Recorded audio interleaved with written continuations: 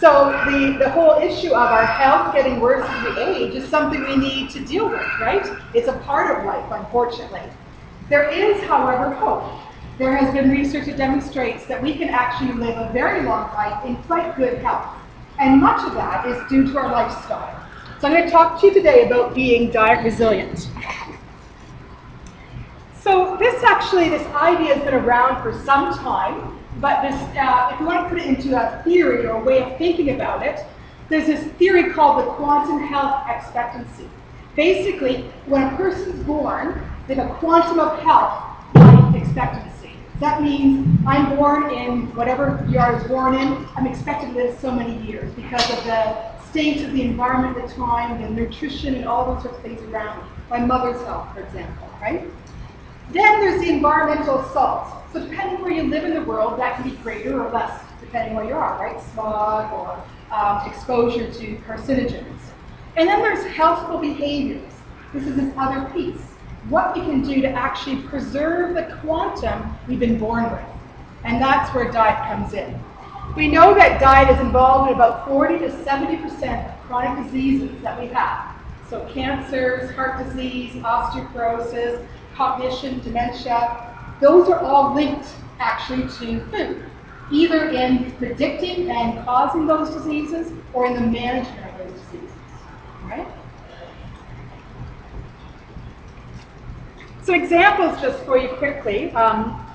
In the Italians, they actually looked at a large group of people over 3 years. And they found that those people who had, when they looked at food intake and blood measures and their physical functioning, they found people with low values in their blood of certain vitamins were more likely to have functional problems. This is problems with walking, being able to do things for themselves. This is one of the first studies that actually showed that in a significant way. So it's kind of important to demonstrate that just what you eat and how it is traveling around your blood, basically, in terms of nutrients, affects walking, doing the things you want to do in life, okay?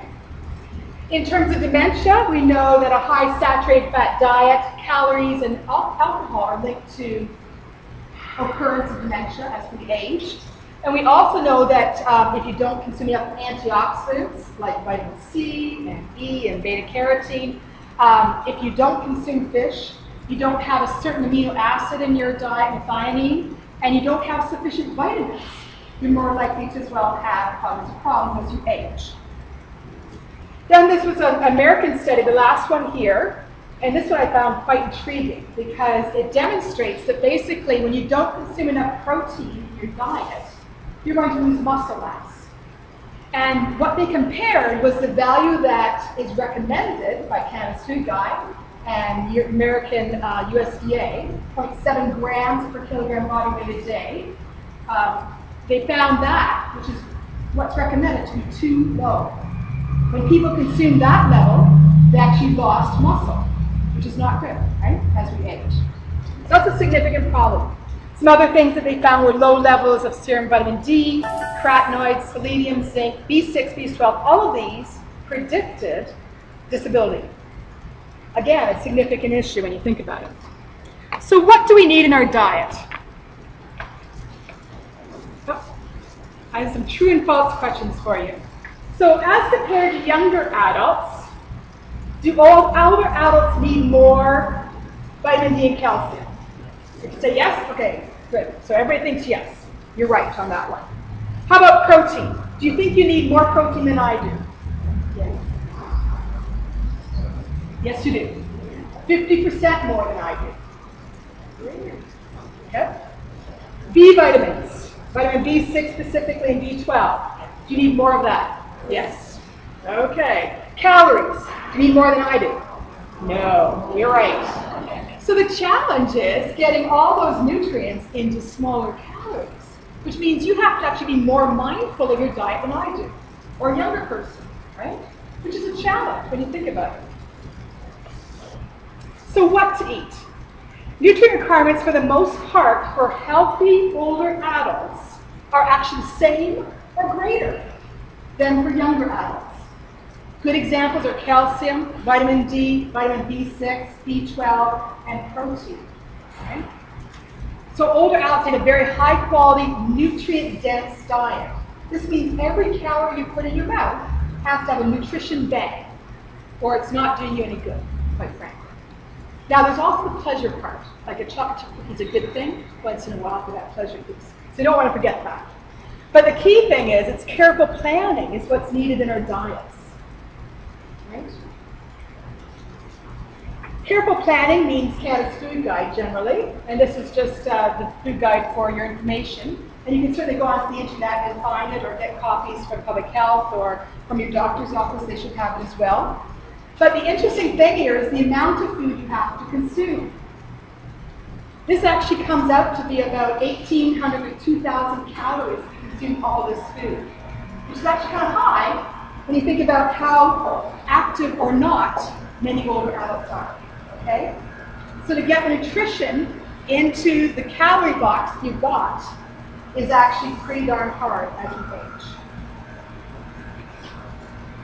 So is there concern? Do we know that older adults are not eating well? The answer is yes. These surveys that we demonstrate poor food intake in terms of the 4 food groups, done in various provinces across Canada, say similar things. Women in general don't eat enough of the food groups to maintain their nutrition. Men specifically don't have enough milk and alternatives. That's the group they really fail on. In addition to those surveys that looked at food groups, we have some other Canadian data that looked at nutrients in the diet.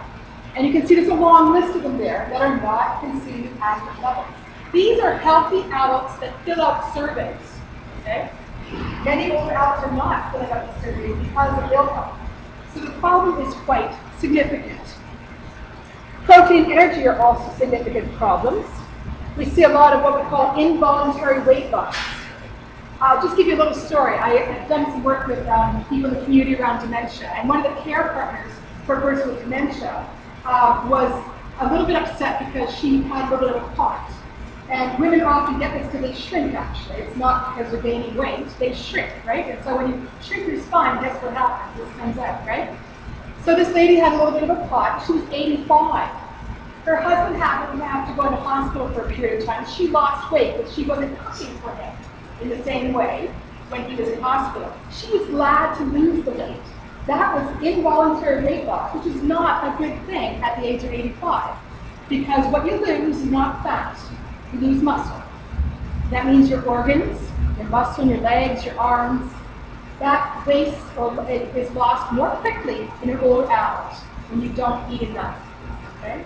So weight loss at a certain age is actually not a good thing. That age we suspect is somewhere around 70 or so. Okay? Voluntary weight loss is a good thing if you're doing exercise and you're eating well. If you're not exercising, don't lose weight because you're going to lose muscle, basically, all right? Which is not a good thing. So why does poor food intake happen for old adults? There's a long list of things there. You can think of any of these things. Just thinking about that example I gave you a moment ago, the woman's husband went into the hospital, she was eating alone. That's a risk factor, right? Automatically. You're not cooking for someone else. Poor appetite, decreased energy needs, cognitive impairment, a long list of things. So here we've got an issue where you need more nutrients, less calories, and now you've got all these things that happen with aging on top of it to make it really hard to do that, right? Losing a license, for example, having challenges walking through the grocery store, pushing the grocery cart in those parts of those huge stores. Does anybody get tired of doing that? Yeah. Okay? So it's a real challenge to eat well. I'm going to give you an example of sarcopenia. Now, sarcopenia means wasting of the muscle and strength of that muscle as we age. It's a well-known feature of aging. It doesn't have to happen if you exercise. Okay? So basically, we know it starts somewhere around the 5th decade. So when you're in your 50s, you start to lose muscle more quickly than you would at younger ages. It's linked to this idea of frailty and disability as we age. Okay? So needing a cane, not being able to step up on a curb and feel safe in terms of balance, those sorts of things. Okay? Basically, we know that older adults need about 40 to 50% more protein than a younger adult. Okay? What does that look like? So I've given you an example here. I've taken an 80 kilogram male, that's somewhere around 165, 175 pounds, somewhere in there, okay? If he was consuming what we suggest to keep your muscle, that's about 96 grams a day of protein. That's high quality protein. That's from eggs, dairy products, meat or alternatives, and alternatives to dairy products like soy foods, okay? That does not include the not so good protein in grains and fruits and vegetables. So what does that look like? That means basically that person should have 20 or 30 grams of protein every meal. What does 20 to 30 grams of protein look like? One egg is 7 grams. Okay. Milk, a cup of milk is 8 grams. Peanut butter, 2 tablespoons is 7 grams. A cup of legumes, about 20 grams. 3 ounces of meat is the closest to that, about 21 grams. So now you see the challenge. How many of us eat 3 ounces of meat, a cup of legumes or beans at lunch, and 3 eggs for breakfast? You do. Okay. Oh, sorry. Okay. That's all right. Okay. Well, it's basically your body weight. Okay, so it's still about approximately 1 gram per kilogram. So if you weigh 150 pounds, okay, convert that into kilograms. I don't know, I can't do it in my head automatically. 62. You need 62 grams of protein a day. Okay, so 20 grams each meal basically. And the idea is to spread your protein out over the day. That's where you get the best bang in terms of muscle retention. Okay? So this is a challenge. And so there's lots of research going on about how to do this in the form of making super milk, for example. Take milk and add skim milk powder to it. You beef up the protein on that like that, very few calories, right? Or the high protein Greek yogurt that's gotten so popular, okay? So there's ways of increasing the protein in your diet. Whey protein is one of the key ways through milk products and skim milk powder. Legumes is another way of getting that in, so you can get ground beans or add beans to everything you cook, right? Make broccoli soup, add some split peas or other things to it. But the point I was trying to make there is it's challenging to get that amount of protein into your diet, isn't it? You have to be very mindful about what you're doing on a daily basis. So what is diet resilience? This is basically the idea that we can retain this high-quality diet as we age, despite the many challenges we have. And some people do this, okay? We know that with aging, there is a decrease in your reserve. If a person goes into hospital at the age of 35, they lose 5 pounds because they're in a hospital, take it out, they'll regain it, typically in the form of protein and fat, in the same proportion they had when they went into hospital. An older adult goes into hospital, weighs 5 pounds, they don't regain it, and if they do regain it, they regain it as fat. So the same reserve is not there with aging, okay? And we know, as I showed you already, there's many life changes that affect what you eat and how you live your life, right? And that's going to impact your ability to maintain a good quality diet. So this idea of resilience means you adapt. You have a problem. For example, walking. I'll take my mother who's 87 tomorrow. She just decided to get a scooter about 2 months ago, and she has a new lease on life because she's got a scooter. She lives in a small town, and she's getting around. So she can get her groceries, and she doesn't have to rely on the Lions bus once a week to take her to the grocery store. Okay? That's an adaptive strategy. Was it hard for her? You bet. She's a single widowed woman living in a house in a small town, and she doesn't want to spend $3,000 on a scooter, quite frankly, because that's a big expense, right?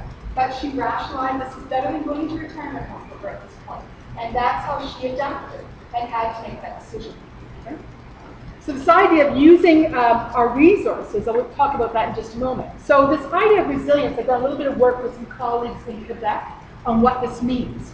And basically, the first part is you've got to be motivated to eat well, or you're not going to eat well. That's any age, right? But as we age and all these things that happen to you in life make it harder and harder, your motivation to eat well goes down, right? Just get up and say, why bother with like egg and whatever else? I'm just going to have some toast and tea and leave it at that. So you got to have the motivation to eat well. And it seems like this group has the motivation to eat well because you're here. Right? Yeah. Okay. Then you have to think about what are my personal resources that I can draw on? And what are the resources outside in the community that I can draw on? Those might be formal and informal supports. Those two things together with your motivation to eat well, regardless of all the other changes that happen in life, are going to help you to do whatever it takes to keep eating well. This is what we think is called resilience. And we're going to do some more work on this, hopefully actually in the Kitchener Waterloo area. We just put a grant in, so if we get that grant, we're looking for some participants who are resilient to talk to. So the motivation, what is this motivation? The two things in the preliminary research we identified were people eat for health and they eat for pleasure. And those things can motivate you to eat well. Eating for pleasure means you like to try variety, you like to try those new vegetables and fruits in the grocery store. You like to try new recipes. You watch the rest of the shows on TV. You have pleasure with eating. Guess what? When you do that, you eat more variety. More variety means more nutrients, better diet. The other major reason is we're concerned about our health, and so we actually choose very mindfully the things that will have us eat a good diet. Right? The thing is, it's conscious decisions. So the resilience repertoire, we call this sort of a toolkit you need to keep eating well. So doing what it takes. This means staying on track. It means being mindful about what you are eating. So checking your weight, watching what you eat, and avoiding what we call food apathy. Food apathy is where it's like, oh, I don't care what I eat today, right? That's food apathy. That is the worst thing for older adults, because that leads to the choices that are not so wise and the quality of diet that's not so good. Right? So when you see yourself moving into food apathy, think about, okay, how do I get motivated again? That's the challenge, right? Overcome obstacles. So the idea of my mother not necessarily feeling comfortable driving anymore. Certainly in the winter, she actually takes the insurance off her van, so she doesn't have to drive. So getting groceries in the winter is a bit touchy for her, right? She had to overcome this obstacle of how do I get around a little bit more and feel comfortable. So she got a scooter. That's her way of dealing with it. That's her adaptive strategy. The point is, when you've got an obstacle, figure out how to get over it, rather than just sitting there in the obstacle. That's going to make you resilient. Okay? So you develop adaptive strategies. Then there's the being able to do it yourself. So think about, if nutrition is really important, what other aspects can I let go of? In my mom's case, it was, she actually started getting a homemaker about a year and a half ago. That was a struggle for her because it meant she was not independent. She had to get over that personal pride, whatever it may be, whatever you want to call it, to have someone come in and help her out a little bit. Now that that person is there, she couldn't imagine not having her. Okay? But that was something she had to get over and realize, personally, it's better that I stay in my house and have this person coming in than not. Okay? She had to make that decision. The other part about your resilience repertoire is thinking about the supports around you, the formal supports that are available in your community. If you don't know what they are, there's lots of ways you can find out. The public health units here in town, your physician's offices should know those things. The Community Care Access Center will know all of the various resources in your community to help out. Okay? Some communities have more of this than others, like grocery shopping help. I don't know if that's available in Kitchener Waterloo, but I've done some research in Hamilton. They have a grocery shopping service for older adults specifically. They know exactly how to deal with that clientele, which is different than my age. Right? Informal supports is the other thing. So your family wants you to stay in the home. That means there might be some support that needs to happen there. And it's a give and take too, right? It's realizing mom needs some help, but also she needs to be still in control of that health, right? And so it's a real interesting dynamic as people age to get that informal support from the family. So what does this mean for you? Well, stimulating motivation is the key thing for you. So avoiding this food apathy. You're doing that today by being here, right? You're stimulating motivation to eat well. So you have to realize the importance of nutrition to health and prioritize your health through nutrition. That means making that effort to have a sit-down, cooked supper. You live alone, even though it's the last thing you want to do. That's making it a priority. And make food pleasurable. That's one of the key aspects. I've done quite a bit of research around that in the community as well as in long-term care. If eating is not pleasurable, it's really hard to do, right? My mother-in-law moved from, she was widowed about 3 years ago. She moved into an apartment building in another small town, not the same one as my mother, but it's all seniors. Her entire social life has changed. She thought this was going to be the worst period of her life because she's widowed. She moved into an ordinary apartment building, doesn't have any supports other than the rest of the people there are seniors. They have an elevator. Well, they get together 3 times a week to eat together. That's this wonderful, pleasurable part of eating, right, that we can't forget. And it makes eating worthwhile. Track how you're doing. Monitor what you eat. There are some tools that you can use, and I'm going to give you a website in just a moment where there's some tools that will be helpful for you. Weigh yourself, because that involuntary weight loss happens without you knowing it, obviously. And that's a key indication something's going wrong, okay? And where you can, look at your shopping and cooking habits and think about, have I slipped into a rut of cooking the same things? Have I slipped into a rut of not eating lunch and just having something on the block? Think about your habits, okay? And when those challenges do occur for you, don't sit in the challenge and not think about how you can get over this. That's the key, is thinking, I can figure it out, I have the resources, or I can find the resources to help me get through this. That's key, because challenges will come no matter what, right? And be willing to accept some of that help as well. All right.